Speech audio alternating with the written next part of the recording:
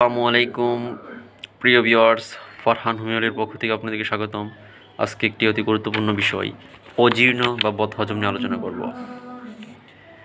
অনিয়মিত, অতিরিক্ত ভোজন, তৈলাক্ত চর্বিযুক্ত আহারাদি বক্ষণ, রাত্রি জাগরণ, অতিরিক্ত চা কফি মদ্যপান, ধূমপান,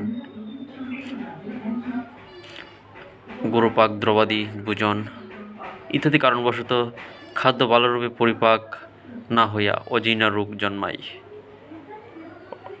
ক্ষুধা, লোভ কিংবা রাক্ষসী ক্ষুধা, গরম মশলাযুক্ত দ্রব্যাদি আহারের ইচ্ছা, বুক গলা জ্বালা, অল্প উদ্গার, আহারান্তে পেট ব্যথা, বুক দরফুর করা ইত্যাদি লক্ষণ দেখা যায়। খাদ্যদ্রব্য ভালোরূপে পরিপাক না হয়ে আহারের 2-1 ঘন্টা পরে পেট ব্যথা, মুখে টক জল ওঠে ইত্যাদি লক্ষণে সিনক্লোনা অফিসিনালিস 30 অথবা 200 পটেন্সি অত্যন্ত একটি কার্যকরী মেডিসিন।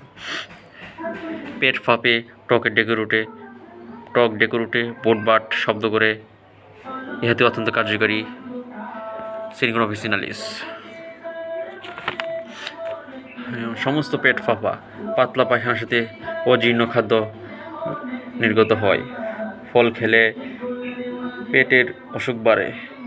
ফল খাওয়ার ফলে অত্যন্ত বদহজম, রোগী দিন দিন দুর্বল হয়ে থাকে। খাদ্যদ্রব্য হজম না হইয়া আস্তে আস্তে নির্গত হয়। ইহাতে চাইর অফিসিনালিস অত্যন্ত একটি কার্যকরী পটেন্সি।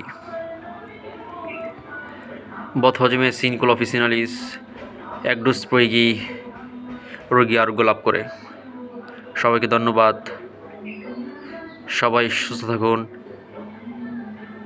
শুভকামনা রইল এবং হোমিওপ্যাথিক চিকিৎসা গ্রহণ করুন, স্থায়ীভাবে আরোগ্য লাভ করুন।